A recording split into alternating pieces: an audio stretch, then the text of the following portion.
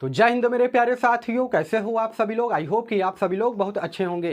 दोस्तों, आज के इस वीडियो में मैं आपको एक ऐसी शानदार वैकेंसीज के बारे में जानकारी देने जा रहा हूं जिसमें ऑल इंडिया के मेल और फीमेल कैंडिडेट, अगर आप 12वीं पास हो या फिर ग्रेजुएशन की परीक्षा पास कर रखे हो ना, तो इस वैकेंसी में आवेदन कर सकते हो। और बंपर पदों पर भर्ती आई है। नंबर ऑफ टोटल सीट की अगर मैं बात करूंगा ना, तो 15,000 से ज्यादा पदों पर यह भर्ती आने वाली है। और सबसे पहले मैं देखिए स्पेशल तौर पर जीडीएस के स्टूडेंट के लिए कहना चाहूंगा कि आप सभी लोग इस वैकेंसी को बिल्कुल भी मिस मत करना। अगर ये वीडियो आप तक पहुंचा है तो इसकी तैयारी में आप सभी लोगों को अभी से लग जाना है, क्योंकि 80% से ज्यादा कैंडिडेट ऐसे हैं ना दोस्तों, जो कि इस वैकेंसी की तैयारी बिल्कुल भी नहीं कर रहे हैं। देखिए कौन कौन से वे लोग हैं जो कि इस वैकेंसी में आवेदन कर पाएंगे, क्या एज, सैलरी, सिलेक्शन प्रोसेस रहने वाला है, सिलेबस के बारे में भी मैं आपको यहां पर जानकारी देने वाला हूं। तो वीडियो बहुत ही ज्यादा वैल्यूएबल होने वाला है। वीडियो को आप सभी लोग बिल्कुल अंत तक वॉच कीजिएगा। और चैनल पर अगर आप सभी लोग पहली बार या फिर नए होना, तो प्लीज यार चैनल को जरूर सब्सक्राइब कीजिएगा इसी प्रकार के गवर्नमेंट जॉब के मोर अपडेट के लिए। देखिए यहां पर सरकारी नौकरी और संविदा नौकरी दोनों प्रकार की भर्ती के बारे में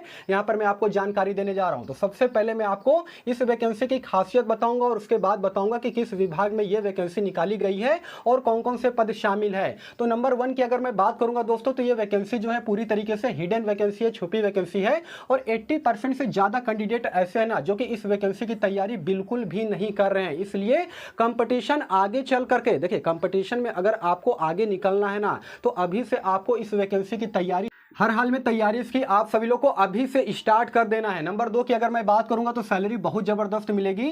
अगर मान लीजिए इसमें आपका सिलेक्शन हो जाता है, आपको ज्वाइनिंग मिल जाती है, तो जो शुरुआती सैलरी रहेगी ना, वो करीब करीब 35,000 से ज्यादा आपको मंथली वेतन दिया जाएगा। उसके अलावा HR अलाउंस वगैरह, DA यानी कि महंगाई भत्ता, सब कुछ इसमें इंक्लूड होकर के आपको दिया जाएगा। नंबर 3 की अगर मैं बात करूंगा, तो ये सभी 12वीं पास स्टूडेंट के लिए वैकेंसी निकाली गई है। उसके अलावा अगर आपने ग्रेजुएशन भी पास कर रखा हो किसी भी सब्जेक्ट से, किसी भी स्ट्रीम से, तो आप यहां पर इस वैकेंसी के लिए आवेदन कर सकते हो, क्योंकि 12वीं पास वालों के लिए भी वैकेंसी निकाली गई है और यहां पर ग्रेजुएशन पास छात्रों के लिए भी वैकेंसी निकाली गई है। इसमें देखिए ऑल इंडिया के मेल और फीमेल कैंडिडेट अप्लाई कर सकते हैं। ये मत सोचिएगा कि मैं इस सर्कल से बिलोंग करता हूं, इस स्टेट से बिलोंग करता हूं, तो मैं फॉर्म को अप्लाई कर सकता हूं कि नहीं अप्लाई कर सकता हूं। सभी 23 सर्कल के कैंडिडेट, वो मेल हो चाहे फीमेल हो, सभी के सभी यहां पर अप्लाई कर सकते हैं। चौथे नंबर की अगर मैं बात करूंगा, तो देखिए इस वैकेंसी में आपसे जो है किसी प्रकार का कोई भी एक्सपीरियंस सर्टिफिकेट जो है नहीं मांगा जा रहा है। ये पूरी तरीके से फ्रेशर कैंडिडेट के लिए वैकेंसी निकाली गई है। अगर आपके पास एक्सपीरियंस सर्टिफिकेट नहीं है तो आपको घबराने की जरूरत नहीं है, किसी प्रकार का कोई भी झंझट नहीं है। फ्रेशर कैंडिडेट हो तो भी आप यहां पर अप्लाई कर सकते हो। उसके अलावा 5वें नंबर की अगर मैं बात करूंगा, तो नो फिजिकल एक्टिविटी, यानी कि यहां पर किसी प्रकार का कोई भी फिजिकल क्राइटेरिया नहीं करवाया जाएगा। ना ही आपका यहां पर हाइट चेक होगा, ना ही चेस्ट चेक होगा, और ना ही यहां आपसे रनिंग करवाया जाएगा। तो जितने भी बच्चे फिजिकल से थोड़ा डरते हैं या फिर उनका फिजिकल कमजोर है, उनके लिए यहां पर प्लस पॉइंट होने वाला है कि यहां पर किसी प्रकार का कोई भी फिजिकल क्राइटेरिया नहीं रखा गया है। 6वें नंबर की अगर मैं बात करूंगा, तो यहां पर सिलेक्शन प्रोसेस जो है वो बहुत फास्ट होगा, नॉन स्टॉप वैकेंसी है। अगर आपको इस 2024 में कोई सरकारी नौकरी लेना है या फिर संविदा नौकरी लेना है, तो दोस्तों इस वैकेंसी में आपको जरूर से जरूर अप्लाई करना है और अभी से इस वैकेंसी की तैयारी में आपको लग जाना है, ठीक है ना। दोनों प्रकार की वैकेंसी है, जैसा कि मैंने आपको बताया है, सरकारी वैकेंसी और संविदा भर्ती है, जिसमें आपकी मर्जी हो उसमें आप सभी लोग को अप्लाई करना चाहिए।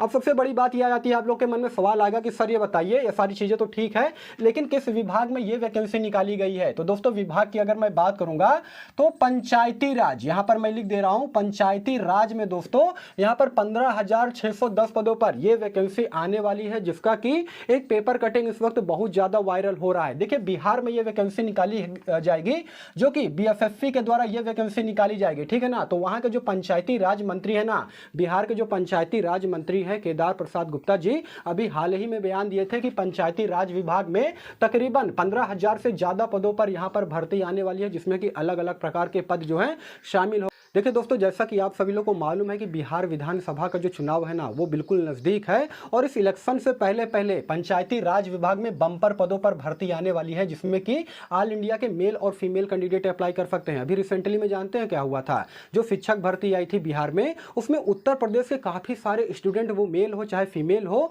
उनकी नियुक्ति मिली है बिहार में, यानी कि वे बिहार में रह करके काम कर रहे हैं। इसलिए मैं कहना चाहता हूं कि अगर आप अदर स्टेट से भी बिलोंग करते हो ना, तो भी आप इस वैकेंसी में अप्लाई कर कर सकते हो। देखिए सबसे पहले मैं आपको परमानेंट वैकेंसीज के बारे में जानकारी दूंगा और उसके बाद जो है संविदा वैकेंसीज के बारे में बताऊंगा। तो परमानेंट वैकेंसी की अगर मैं बात करूंगा तो 4351 पदों पर भर्ती आएगी, जिसमें पंचायत सचिव के पद की अगर मैं बात करूंगा तो सबसे ज्यादा 3525 पद शामिल हो गए। ये पूरी तरीके से परमानेंट सरकारी भर्ती है, जिसमें क्वालिफिकेशन 12th पास मांगा जाएगा। नंबर 2 की अगर मैं बात करूंगा तो पंचायती राज पदाधिकारी के पद शामिल होंगे, जिसमें कि 112 पद शामिल है। इसमें क्वालिफिकेशन ग्रेजुएशन पास मांगा जाएगा। उसके अलावा अंकेक्षक के 128 पद शामिल है। उसके अलावा एलडीसी की अगर मैं बात करूंगा तो यहाँ पर 505 पद शामिल है। क्वालिफिकेशन इसमें भी 12वीं पास रखा गया है। उसके अलावा जिला परिषद कनीय अभियंता की अगर मैं बात करूंगा यानी कि इंजीनियर की अगर मैं बात करूंगा तो इसमें जो है 104 पोस्ट है और इसमें क्वालिफिकेशन थोड़ा सा ज्यादा मांगा जाएगा। मतलब कि इस पोस्ट के लिए बीई या फिर बीटेक वाले जो बंदे हैं ना वो फॉर्म को यहाँ पर अप्लाई कर सकते हैं। उसके अलावा जिला परिषद एलडीसी की मैं बात करूंगा तो 72 पोस्ट पर यह वैकेंसी आएगी। इसमें ग्रेजुएशन पास जो है कैंडिडेट अप्लाई कर सकते हैं। उसके अलावा ये तो मैंने आपको बता दिया है परमानेंट वैकेंसी। उसके अलावा संविदा वैकेंसीज की अगर मैं बात करूंगा दोस्तों तो 11,259 पद ऐसे हैं जो कि संविदा भर्ती के लिए निकाली जाएगी। अब देखिए संविदा भर्ती के लिए जानते हैं काफी सारे बच्चों के मन में एक गलतफहमी चलती है कि कुछ नियत समय के बाद जो है मुझे नौकरी से निकाल दिया जाएगा। तो इस गलतफहमी में आप लोग बिल्कुल भी मत रहिएगा। देखिए संविदा भर्ती में मतलब होता यह है ना कि आपके डेट को एक्सटेंड किया जाता है, या फिर होता यह है कि अगर मान लीजिए किसी राज्य में चुनाव है, ठीक है ना, जिस राज्य में आप नौकरी कर रहे हो और उस राज्य में विधानसभा चुनाव या फिर लोकसभा चुनाव रहता है ना, तो चुनाव से पहले वहां के जो एम्प्लॉय हैं, जो कर्मचारी हैं, वे धरना देते हैं और उनको परमानेंट कर दिया जाता है। तो इस गलतफहमी में मत रहिएगा कि संविदा भर्ती है तो मुझे बाद में निकाल दिया जाएगा, ऐसा बिल्कुल भी नहीं है। तो संविदा भर्ती में यहाँ पर 11,259 पदों पर भर्ती आने वाली है, जिसमें लेखपाल सह आईटी सहायक की अगर मैं बात करूंगा तो सबसे ज्यादा पोस्ट शामिल है, 7,070 पोस्ट शामिल है इसमें। उसके अलावा तकनीकी सहायक की अगर मैं बात करूंगा तो 556 पोस्ट शामिल। क्वालिफिकेशन यहाँ पर 12वीं पास रखा गया है। उसके अलावा कचहरी सहायक की अगर मैं बात करूंगा तो 1400 पदों पर भर्ती आएगी, क्वालिफिकेशन 12वीं पास रखा गया है। न्याय मित्र की अगर मैं बात करूंगा तो यहाँ पर 2230 पद शामिल है, जिसमें क्वालिफिकेशन जो है 12वीं पास मांगा गया है। तो दोस्तों अलग अलग ये पद हैं जो कि इसी पदों पर ये भर्ती आने वाली है। अभी देखिए रिसेंटली में हो क्या रहा है कि जो केदार प्रसाद गुप्ता जो कि पंचायती राज मंत्री हैं बिहार सरकार के, उनका एक पेपर का कटिंग बहुत ही ज्यादा वायरल हो रहा है। जो उन्होंने बयान दिया था उस पेपर की कटिंग को आप सभी लोग पहले देखिए। तो दोस्तों ये है वो पेपर की कटिंग जो कि इन दिनों बहुत ही ज़्यादा वायरल हो रहा है। यहाँ पे आप सभी लोग देख सकते हो, यहाँ पर बताया जा रहा है पंचायती राज विभाग में 15,610 पदों पर बहाली जो है निकलने वाली है, जिसमें कि अगर परमानेंट जॉब की अगर मैं बात करूँगा तो 4351 पद स्थायी होंगे और अस्थायी की अगर मैं बात करूँगा तो 11,000 से ज़्यादा पद ऐसे होंगे जो कि संविदा भर्ती के आधार पर निकाला जाएगा। देखिए यहाँ पर यह भी बताया गया है कि कौन कौन से यहाँ पर पद पर यह भर्ती आएगी। जैसा कि मैंने व्हाइट बोर्ड पर आपको साफ तौर पर बता ही दिया था कि यहाँ पे अलग अलग प्रकार के पदों पर भर्ती आएगी। देखिए थोड़ा सा शायद यहाँ पर आपको सही तरीके से नहीं दिख रहा होगा, आप सभी लोग थोड़ा सा मैनेज कर लीजिएगा, ठीक है ना।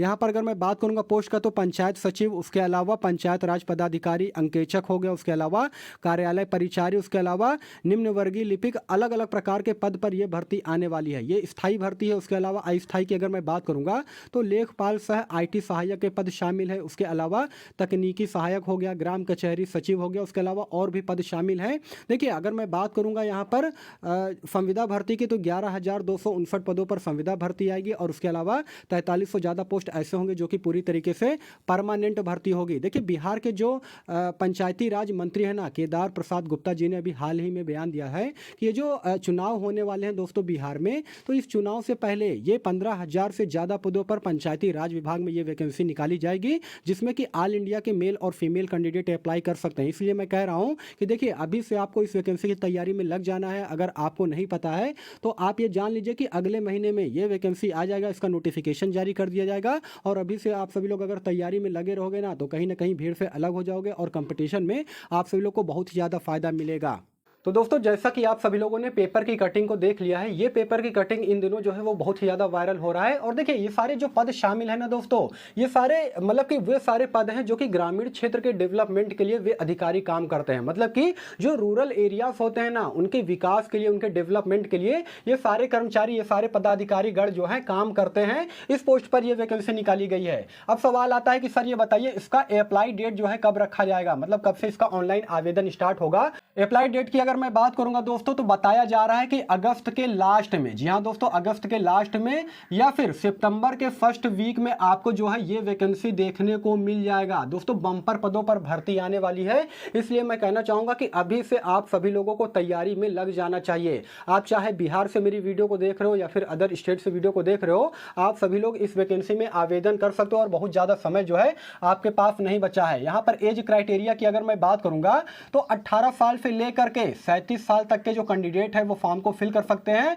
जो कि 12वीं पास वैकेंसी निकाली गई है ना, उसमें ये एज क्राइटेरिया रखा गया है, और जो वैकेंसी ग्रेजुएशन पास निकाली गई है उसमें एज का क्राइटेरिया जो है 21 साल से लेकर के 47 साल तक रखा गया है, जिसमें कि सभी ग्रेजुएशन पास छात्र और छात्राएं इस वैकेंसी के लिए आवेदन जो है कर पाएंगे। फीस की अगर मैं बात करूंगा दोस्तों तो चूंकि आप सभी लोग को मालूम है कि ये बिहार की वैकेंसी है और बीएसएससी की तरफ से ये वैकेंसी निकाली जाएगी, इसलिए यहाँ पर वे कैंडिडेट जो कि जनरल, उसके अलावा ओबीसी या फिर ईडब्ल्यूएस कैटेगरी से बिलोंग करते हैं, उनके लिए यहाँ पर 500 रुपये शुल्क लगेगा ऑनलाइन आवेदन करने के लिए। उसके अलावा अदर स्टेट से जो भी कैंडिडेट अप्लाई करेंगे ना, उनके लिए भी यहाँ पर 500 रुपये जो है फीस लगने वाला है। उसके अलावा जो रिजर्वेशन कोटे से बिलोंग करते हैं जैसे कि एससी हो गया, एसटी हो गया, उसके अलावा पीएच हैंडीकैप का यहाँ पर 175 रुपये मात्र पड़ने वाला है। तो फीस जो है आप सभी लोग देख लीजिएगा, अगर इतना मैनेज कर सकते हो तो आप सभी लोग जो है इसमें आवेदन करिएगा, ठीक है ना।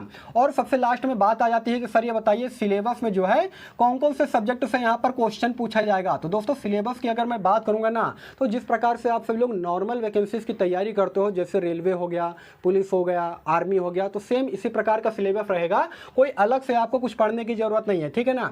सिलेबस की अगर मैं बात करूंगा तो यहाँ पर नंबर ऑफ टोटल क्वेश्चन 150 होंगे, 300 अंक के, 300 नहीं बल्कि कि यहाँ पर 600 नंबर के जो है यहाँ पर ये सवाल आपके पूछे जाएंगे। यानी कि जो एक क्वेश्चन आपका होगा ना वो कहीं ना कहीं आपका 4 नंबर का होगा, जिसके लिए 2 घंटे 15 मिनट का समय जो है आपको दिया जाएगा। और निगेटिव मार्किंग की अगर मैं बात करूंगा तो यहाँ पर बताया गया है 1/4 का निगेटिव मार्किंग रहेगा, तो सोच समझ करके आपको यहाँ पर सॉल्व करना है, ठीक है ना। कौन कौन से सब्जेक्ट से क्वेश्चन आएंगे सर ये बताइए।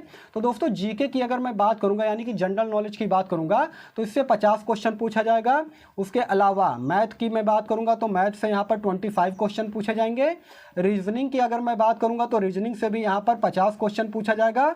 और साइंस की अगर मैं बात करूंगा दोस्तों तो साइंस से भी यहाँ पर आपसे 25 क्वेश्चन पूछा जाएगा। नंबर ऑफ टोटल क्वेश्चन 150 होंगे, 600 अंक के, जिसके लिए कि आपको 2 घंटे 15 मिनट का समय जो है दिया जाएगा। ये मैंने आपको बेसिक जानकारी आपको इस वैकेंसी के रिगार्डिंग में दे दिया है। तो दोस्तों अभी आपको क्या करना है, देखिए अभी आपके पास समय है, ठीक है ना। तो समय है तो इस समय का आपको उपयोग करना है, अभी से तैयारी में लग जाइए। सिलेबस मैंने आपको बता दिया है कि कौन कौन से सब्जेक्ट से कितने क्वेश्चन पूछा जाएगा। अगर आप 12वीं पास हो, आपके चाहे कितने भी परसेंटेज मार्क्स हो, कोई भी प्रॉब्लम नहीं है, आप इस वैकेंसी की तैयारी में अभी से लग जाइए। 80% से ज़्यादा कैंडिडेट ऐसे हैं जो कि इस वैकेंसी की तैयारी नहीं कर रहे हैं। तो अगर आपको कंपटीशन में आगे निकलना है, भीड़ से कहीं ना कहीं आगे निकलना है, तो अभी से इस वैकेंसी को टारगेट में लेकर के आपको तैयारी शुरू कर देना चाहिए। तो दोस्तों यही सारा सब कुछ जानकारी देना था। आई होप कि वीडियो आपको इन्फॉर्मेटिव लगा होगा। यदि इस वैकेंसी के रिगार्डिंग में आपके मन में किसी प्रकार का कोई भी डाउट हो, कोई भी सवाल हो, तो कमेंट सेक्शन खुला है, आप सभी लोग कमेंट कर सकते हो, मैं इसका रिप्लाई भी देना चाहूंगा। और आप हमारे अभी तक इंस्टाग्राम से नहीं जुड़े हैं तो इंस्टाग्राम अकाउंट का लिंक मैंने वीडियो के डिस्क्रिप्शन में ऑलरेडी डाल दिया है, वहां से भी आप मुझे जुड़ सकते हो, वहां भी मैसेज कर सकते हो। तो दोस्तों बाकी फिर मिलूंगा किसी नेक्स्ट वीडियो में, तब तक के लिए धन्यवाद।